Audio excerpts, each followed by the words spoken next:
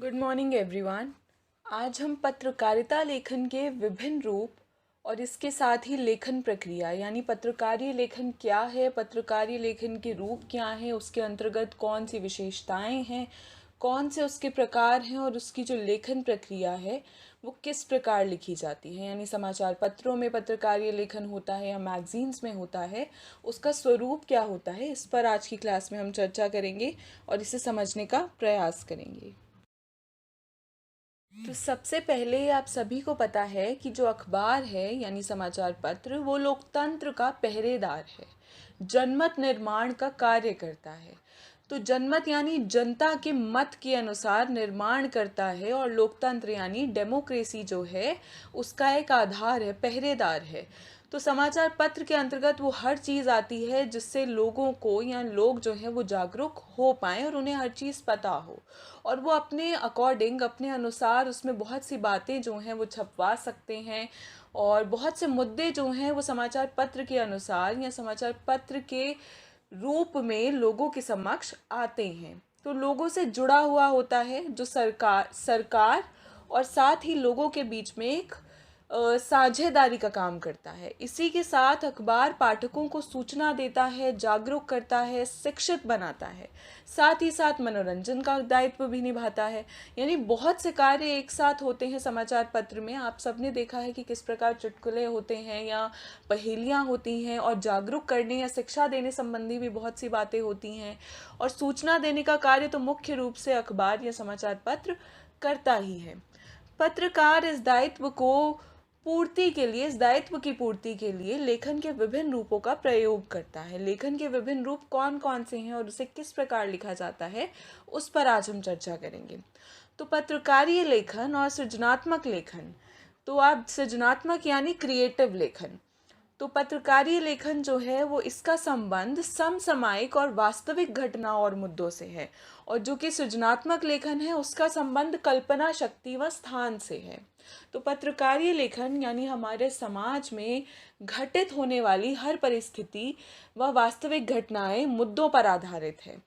तो पत्रकारीय लेखन हो गया यानी जागरूक करने के लिए सामाजिक जुड़ी या सामाजिक जो परिस्थितियां हैं उसका वर्णन होता है और सृजनात्मक लेखन में कल्पना से जुड़ी हुई बातें होती हैं। कोई कविता हो सकती है, कोई कहानी हो सकती है जिसमें हम अपनी कल्पना शक्ति के अनुसार कुछ नया घट सकते हैं या कुछ नया लेखन लिख सकते हैं। इसके साथ ही यह अनिवार्य रूप से तत्कालीन और पाठकों की रुचियों और ज़रूरतों को ध्यान में रखकर किया जाता है। इसका अर्थ यह हुआ कि किस प्रकार से तत्कालीन यानी आज के समय क्या घटना घट रही है या पाठकों की आज के समय में आज के आधुनिक माहौल में उनकी क्या ज़रूरतें हैं या उनकी रुचि किस मुद्दे पर है, किस तरह की विचारधारा है जो उनको आकर्षित करती है, उनकी ज़रूरतें क्या हैं, इसे ध्यान में रखकर पत्रकारीय लेखन लिखा जाता है। जैसे अगर दिल्ली यूनिवर्सिटी के कुछ आप देखते हैं कि जानकारी देनी है, उसके एंट्रेंस एग्ज़ाम से संबंधित जानकारी है तो वो आज की विशेष रूप से है तो उसे इसमें शामिल किया जाता है उनकी रुचियों के अनुसार, चाहे वो मोबाइल फ़ोन हो या उससे संबंधित जानकारी हो, चाहे हेल्थ से यानी शारीरिक स्वस्थता से जुड़ी हुई जानकारियां हो सकती हैं। इस और जो सृजनात्मक लेखन है उस लेखन में लेखक पर बंधन नहीं होता है, वो काफ़ी कुछ छूट होती है उसकी। यानी जब लेखक कुछ भी लिखता है तो वो अपनी सोच के अनुसार जो कुछ भी या जो मैसेज कन्वे करना चाहता है उस पर कोई बंधन नहीं है कि आज से जुड़ी हुई बात ही कहनी है। वो कोई इतिहास का पात्र उठाकर या कहानी को उठाकर भी लिख सकता है। पत्रकारीय जो है लेखन या पत्रकारिता के विकास में जिज्ञासा का मूल भाव होता है। यानी पाठक जब उसे पढ़े, समाचार पत्रों को पढ़े तो किस प्रकार से एक जिज्ञासा होनी चाहिए, उत्सुकता होनी चाहिए उसे पढ़ने के लिए। अगर इंटरेस्ट ही डेवलप नहीं होगा तो वो किस प्रकार से उसके लिए बोझिल हो जाएगा। अच्छे लेखन की भाषा सीधी, सरल और प्रभावी भाषा होती है। अच्छे लेखन के लिए जो ध्यान रखने योग्य बातें हैं कि गूढ़ से गूढ़ विषय की प्रस्तुति जो है वो सरल, सहज और रोचक ढंग से की जाए। और एक उद्देश्यपूर्ण होनी चाहिए। तो जिस प्रकार आप देख सकते हैं कि जो भी हम लेखन करें, चाहे वो पत्रकारी हो या सृजनात्मक, सरल सहज भाषा में हो, तथ्यों से जुड़ा हुआ हो, फैक्ट्स पर आधारित हो, इसी के साथ उसकी प्रस्तुतिकरण रोचक हो ताकि वो बोझिल ना लगे। पत्रकार के प्रकार, पत्रकार कितने प्रकार के होते हैं? पूर्वकालिक पत्रकार यानी किसी समाचार संगठन के नियमित वेतनभोगी, जो हमेशा से ही एक समाचार पत्र के साथ जुड़ा रहता है और उसी के साथ कार्य करता रहता है। अंशकालिक पत्रकार एक निश्चित जो है वो मानदेय पर काम करता है, यानी एक कॉन्ट्रैक्ट साइन होता है कि उसी आधार पर उसे वो कार्य करना होता है और एक निश्चित समय तक होता है वो कि वो साइन करेगा और एक अंश के लिए यानी कुछ समय के लिए वो उस पत्रकार या उस समाचार पत्र के अंतर्गत कार्य करता है। फ्रीलांसर, फ्रीलांसर यानी स्वतंत्र पत्रकार जो भुगतान के आधार पर अलग अलग अखबारों में लिखे। तो किस प्रकार से जो फ्रीलांसर पत्रकार होता है वो जहाँ भी उसे वेतन मिलता है या जहाँ से भी उसे शुल्क मिलेगा, तो अपने भुगतान की या उसे ज़्यादा शुल्क मिलेगा, ज़्यादा पैसे मिलेंगे, तो उस आधार पर वो अलग अलग स्वतंत्र रूप से किसी भी पत्रकारिता या किसी भी समाचार पत्र के साथ कार्य कर कर वहाँ पर अपनी लेखन कौशल से उन्हें न्यूज़ देता है और उसे छपने लायक बनाता है। तो आगे आप देख रहे हैं कि किस प्रकार से समाचार लेखन के 6 प्रकार होते हैं। 6 प्रश्नों यानी 6 इन मुद्दों पर उठाकर एक समाचार को लिखा जाता है जो समाचार पत्र में होते हैं। तो किस प्रकार से पहले यह प्रयास किया जाता है कि जिस घटना का वर्णन हम कर रहे हैं वो इस आधार पर होता है, एक पिरामिड शैली में होता है, उल्टा पिरामिड शैली, जिसमें क्या हुआ, कैसे हुआ, किसके साथ हुआ, क्यों हुआ और कहाँ हुआ। ये हो गया जो इसमें क्या, कौन, कहाँ और कब जो है वो मुखड़ा है यानी इंट्रो है। इस आधार पर कि ये घटना कहाँ हुई, इसमें क्या हुआ, यह कब घटी, इसका वर्णन होगा। उसके बाद दूसरे स्टेप में किस प्रकार से उसकी बॉडी आती है कि कैसे और क्यों, कि वो जो घटना जिसकी जानकारी ऊपर दी है कि वो कहाँ हुआ है, कौन कौन सी घटना है, वो किस प्रकार हुई, तो अब उसे पूरा विस्तारित रूप में लिखा जाता है और क्यों हुई, उसके कारण क्या थे। उसके बाद अंत में तथ्यों की बात की जाती है यानी समापन किया जाता है। तो उससे जुड़ी हुई बातें कि वो यहाँ यहाँ हुआ, उससे जुड़ी हुई बातें कि उससे संबंधित, जैसे कोविड की आजकल आप बात देख सकते हैं, तो कोविड से संबंधित कि इतने लोग बीमार हैं, इतने लोग उससे संक्रमित हैं और इसका प्रभाव किस रूप से पड़ रहा है, वैक्सीन बन रही है या नहीं बन रही है, ये अंत में तथ्यों की बात की जाती है जिसमें एक नंबर दिया जाता है। इसी के साथ आप देख सकते हैं समाचार और फीचर।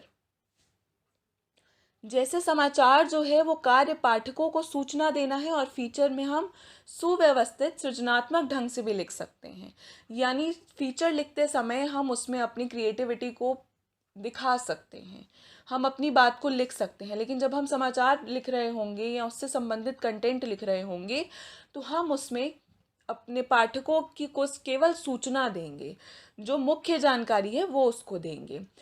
जो समाचार है उसका उद्देश्य है कि पाठकों को ताज़ी खबर और घटना से अवगत कराए और फीचर जो है वो सूचना के साथ साथ शिक्षित भी करता है। समाचार की जो है वो एक शब्द सीमा होती है और फीचर की शब्द सीमा नहीं होती है। और समाचार विचार या कल्पना पर आधारित नहीं होता है, वो फैक्ट्स पर आधारित होता है। फीचर कल्पना और के आधार पर भी लिखा जा सकता है। विशेष रिपोर्ट, विशेष रिपोर्ट यानी समाचार पत्र और पत्रिकाओं में गहरी छानबीन, विश्लेषण और व्याख्या के आधार पर जो रिपोर्ट प्रस्तुत की जाती है उसे विशेष रिपोर्ट कहते हैं। यानी बहुत गहरी छानबीन करनी पड़ती है। जैसे आजकल अगर आपको मैं ट्रेंडिंग बताऊं तो किस प्रकार से आप सुशांत सिंह राजपूत का केस देख रहे हैं, तो वो एक विशेष रिपोर्ट है, यानी एक मुद्दे को उठाया गया है और उस पर पूरी छानबीन की जा रही है, विश्लेषण किया जा रहा है, उसकी व्याख्या की जा रही है कि कैसे हुआ, क्यों हुआ, उससे संबंधित हर रिपोर्ट बनाई जाती है, तो उसे विशेष रिपोर्ट कहते हैं। चाहे वो अगर और कुछ देखें तो हम चीन का देख सकते हैं कि चीन ने किस प्रकार भारत पर हमला किया, भारत के जो सैनिक हैं, और उसकी एक विशेष रिपोर्ट होगी, यानी उसमें हर चीज़ पर बातचीत की जाएगी। विशेष रिपोर्ट के प्रकार होते हैं खोजी रिपोर्ट, इन डेप्थ रिपोर्ट, विश्लेषणात्मक रिपोर्ट और इसके साथ ही विवरणात्मक रिपोर्ट यानी विवरण होता है।